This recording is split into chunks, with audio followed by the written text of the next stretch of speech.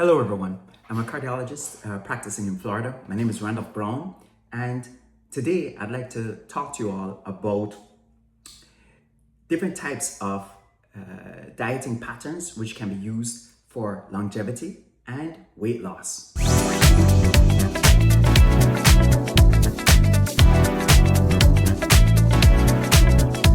In particular, I would like to go over the Mediterranean diet, intermittent fasting patterns, as well as plant-based diets and keto diets. I will try to briefly summarize these types and compare them. And towards the end, I'll give you my picks for what I think is an ideal dieting pattern for a healthier lifestyle. So the first one is the Mediterranean diet. So fundamentally, the Mediterranean diet is a plant-based eating plan, more so than a diet, because it doesn't restrict and say you can and cannot eat certain foods or you need to count calories. It's more of a lifestyle plan. And it promotes daily intake of whole grains, breads, vegetables, fruits, and legumes. In particular, it encourages daily servings of whole grains, breads, fruits, and vegetables, green leafy vegetables in particular, and with fish and other seafoods such as like shrimp and so on being consumed in moderate amounts. That is a few times per week. Now, where red meats are concerned, this should be consumed either none at all or maybe once or twice per month. Other types of foods such as like sweets should be minimal in this type of dieting pattern. And you can also eat cheese and eggs occasionally. Now, the dietary pattern recommends fish and seafood over meat, and in particular red meats.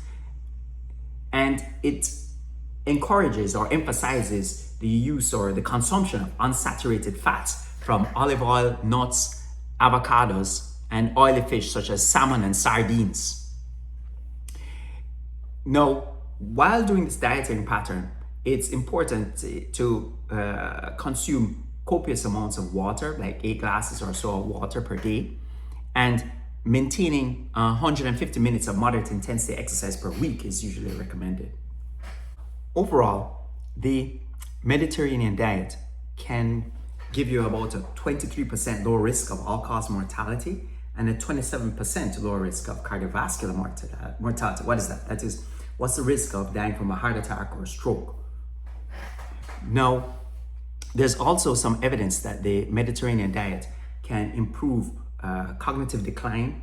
It helps with Alzheimer's, and also can minimize the risk of breast cancer and other types of cancers. The American Heart Association has noted that consuming fish around once or twice per week can decrease the risk of heart disease and stroke. No, olive oil is a cornerstone of the Mediterranean diet. It's rich in monounsaturated fats, and this is more easily metabolized by the body, more so than saturated fats from red meat. Additionally, olive oil contains antioxidants and other anti-inflammatory compounds. Now let's look at vegetarian and pescatarian diets. By removing or limiting meats, this reduces the intake of saturated fats and dietary cholesterol, which are major drivers of arterial plaque formation. Now, in the vegetarian or plant-based diet, we tend to recommend more plants, legumes, nuts, and seafood. Now, the benefits of a plant-based or predominantly plant-based diet is that it lowers systemic inflammation, improves insulin sensitivity, and is associated with a lower BMI and improves long-term health overall. Generally, in our cardiology clinics, we tend to promote mostly a plant-based diet, the Mediterranean diet, and the DASH diet.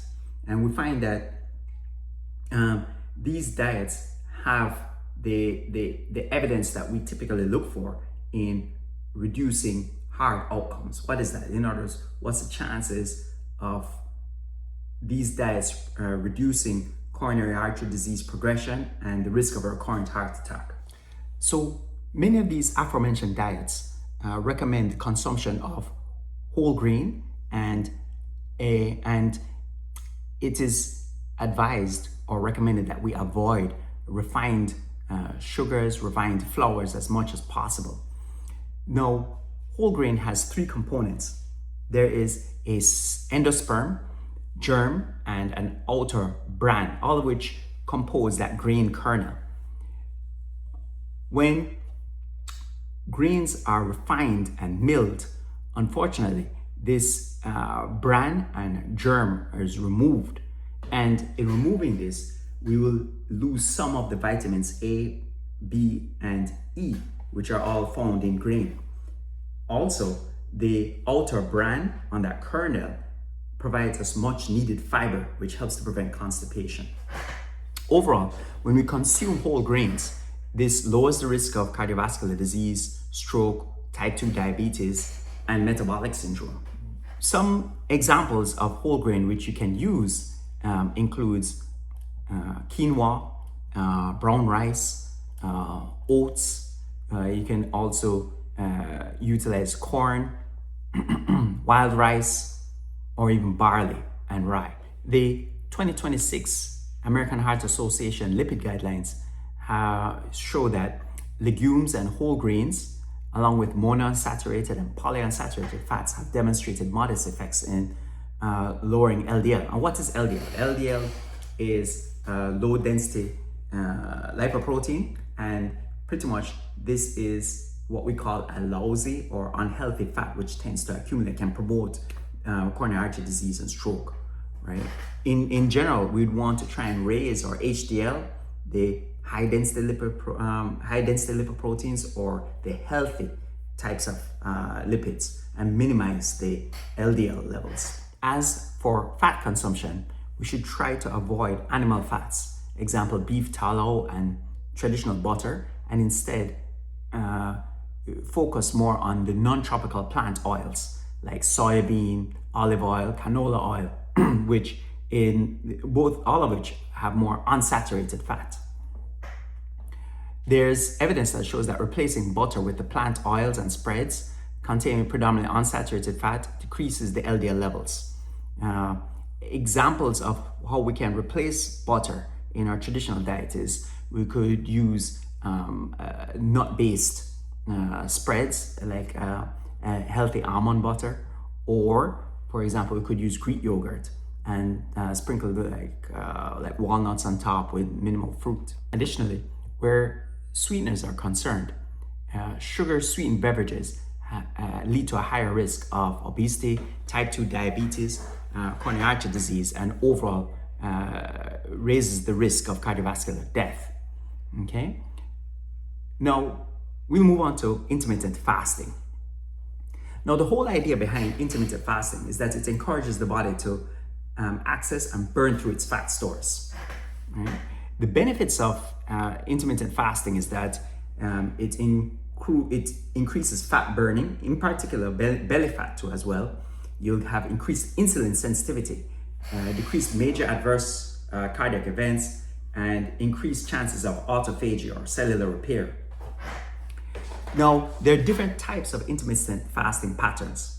There is the common 18 to 6 pattern. There is a 14 to 10 pattern, as well as a 5 to 2 fasting pattern. Starting off with the 16 to 8 method.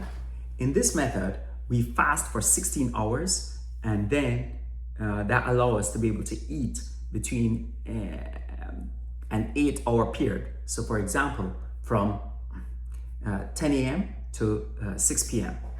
In doing this intermittent fasting, we're able to balance our fed state with the fasting state. Now, the benefits of this is that one will finish having their last meal by about 6 or 7 p.m., for example.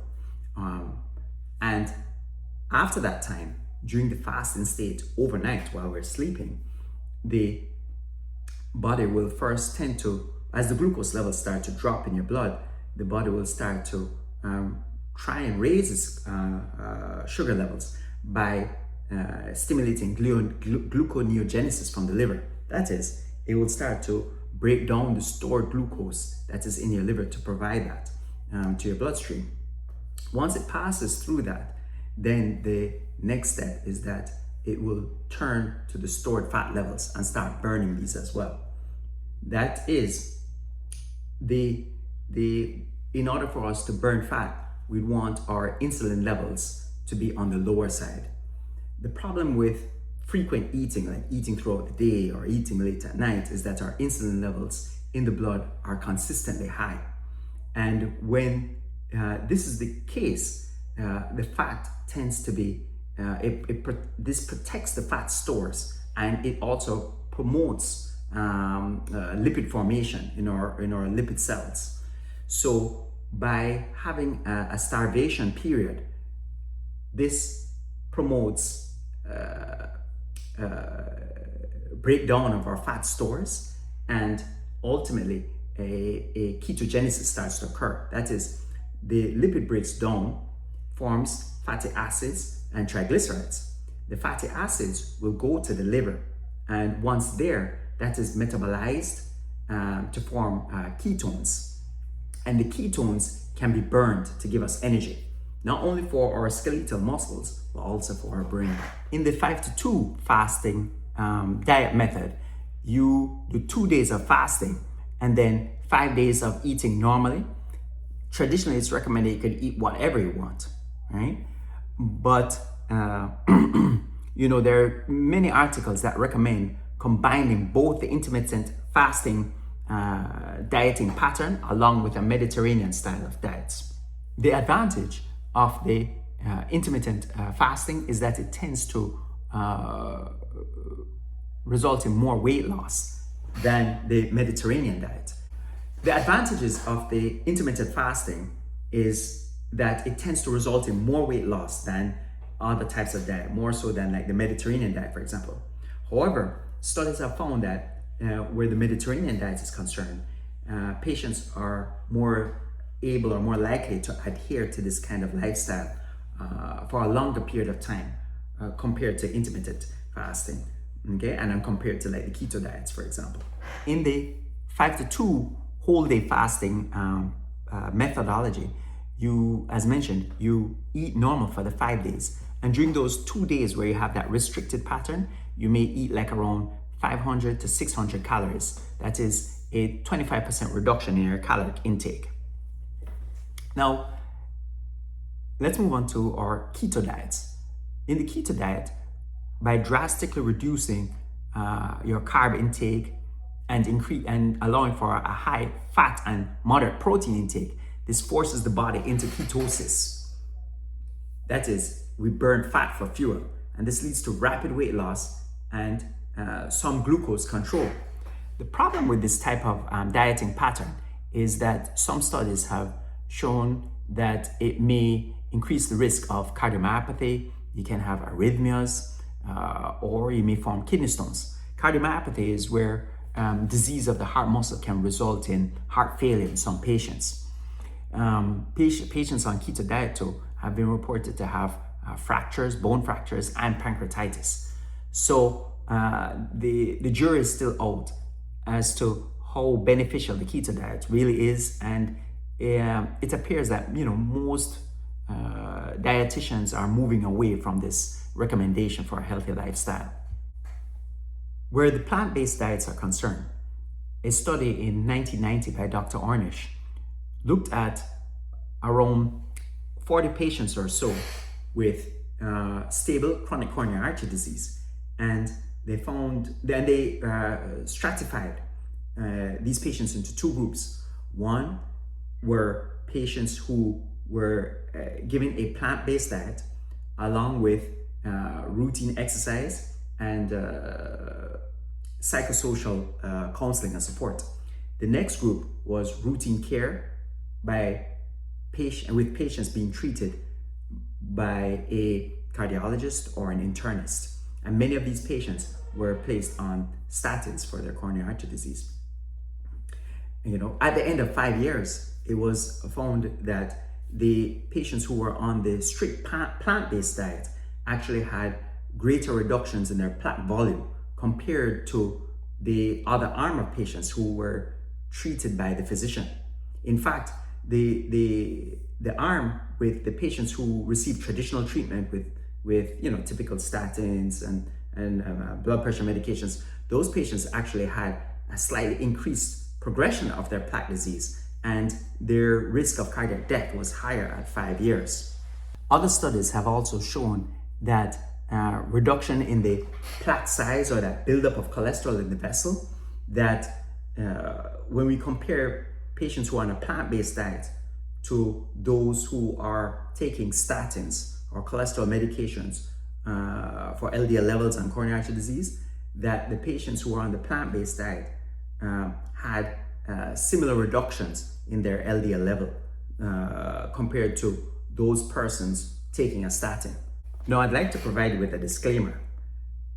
All of what I'm telling you is really for the average man in a primary care prevention scenario, right?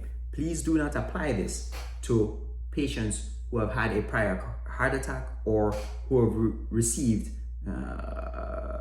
coronary stents for blockages in their arteries.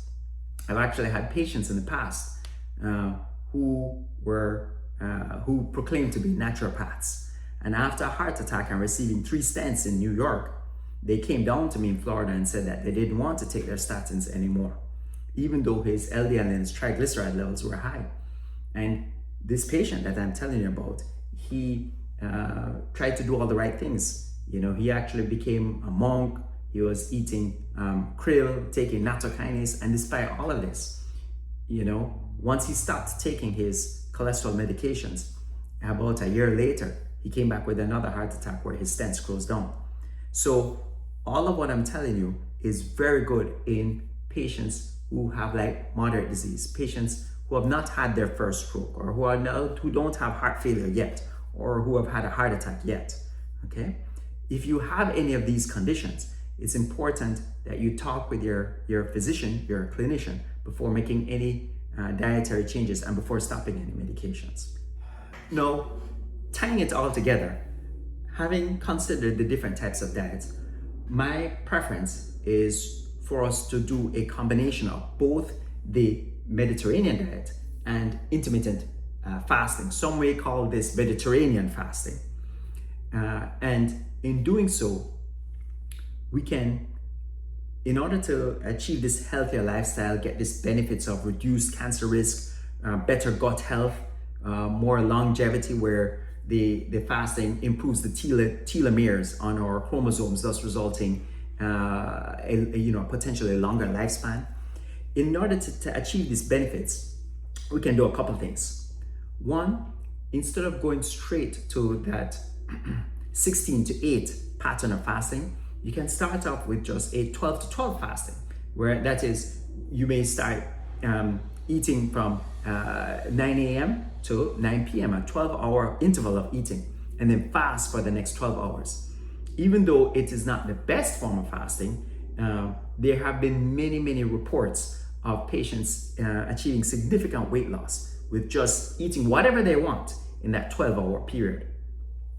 Over time, as you get used to this pattern, you can shorten your eating window to the 8-hour window and achieve that 16 to 8 pattern. During that 8-hour window, it's best to think about more than likely skipping breakfast. You eat a solid a solid lunch, and then a solid dinner. And in between, try not to snack, right? By not snacking, it keeps our insulin levels low. If we keep eating throughout the day, then the insulin levels are high. And with high insulin levels, we're more likely to have insulin resistance. And with the insulin resistance, the fat cells are larger and the glucose channels remain closed. So really, we want all that serum glucose level to be low with absent or low insulin levels as much as we can. That is, we should be trying to fast as much as possible. Now, what are some of the foods that we can eat during this feasting period? So some of these, for example, where the green leafy vegetables are concerned, we can eat like spinach, artichokes, arugula, eggplant, cucumbers, kale, right? Preferably any green leafy vegetable. For fruits, stick to like apples, apricots. For legumes and nuts, you can do almonds, quinoa, walnuts, bulgur, oats. And for dairy or cheese, it's okay to use like feta cheese, goat cheeses. For protein sources, think about chicken without the skin, fish, shellfish. As I said before, try and minimize, and if at all, remove red meat from your diet. Remember, red meat has been associated with increased cancer risk. As for snacks, while adhering to a Mediterranean regimen, you can have roasted chickpeas, which you can buy as a snack. You can use hummus with cucumbers or carrots, using the hummus as a dip. We can use avocado and use that as a spread on whole grain crackers. Think about using frozen blueberries or grapes or raspberries or even pistachios as snacks. So this would serve as a healthy snack if you feel like snacking.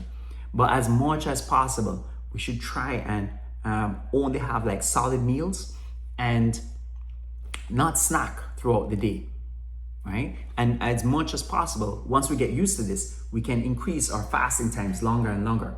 Some patients have been able to fast for 3 days, some for even a week or more. And it's found that it's noted that by doing the fasting, we also improve our mental alertness, because by fasting, our minds become more sharp, more alert.